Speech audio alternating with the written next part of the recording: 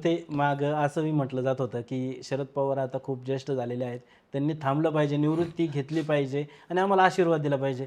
तुम्हाला काय वाटतं, पवार साहेबांनी आता निवृत्ती घेणं योग्य आहे का किंवा घेतली पाहिजे का? अरे पवार साहेब हे कोण म्हणतं ज्येष्ठ आहे? वारंवार त्यांच्या पवार वयाचा साहेब देखील उल्लेख केला जातो. पवार साहेब 25-30 वर्षाच्या तरुणाला लाजवते ना असं आजही काम करतात. हं, हं. पवार साहेब आजही 20 घंटे काम करतात. 20 घंटे काम करणारा नेता ह्या वयामध्ये देशामध्ये सुद्धा नाही.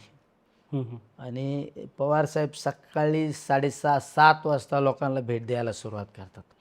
पवार साहेब आज पण नॉनस्टॉप 1,000 किलोमीटर फिरतात. पवार साहेबांना मी एक प्रश्न विचारला होता, साहेब तुम्ही एवढं फिरता महाराष्ट्रात, एवढं फिरता, तुम्ही हेलिकॉप्टर का वापरत नाही?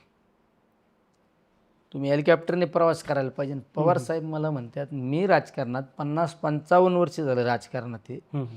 50-55 वर्षाच्या राजकारणात मी ह्या राज्यात काही बदल घडवले हं, हं, हं. आणि ते बदल घडवल्यानंतर मी आज फिरत असताना मला त्यामध्ये काय बदल घडले हं, हं. आणि अजून काय बदल घडवणे घडवायचे. अपेक्षित आहे बरोबर. हे मला पाहायला मिळतं. आणि मला हे पण त्यांनी सांगितलं, तू पहा मला म्हणले, तू अभ्यास कर. हं, मी एखाद्या गावात उतरल्यानंतर मी तिथल्या कार्यकर्त्यांना विचारलं, अरे इथं पाणी आहे का? हं, हं, हं. इथं काय शेतात काय माल आहे? बरोबर. मग काय मार्केट मिळालं? इथं मार्केट कमिटी कुठं आहे?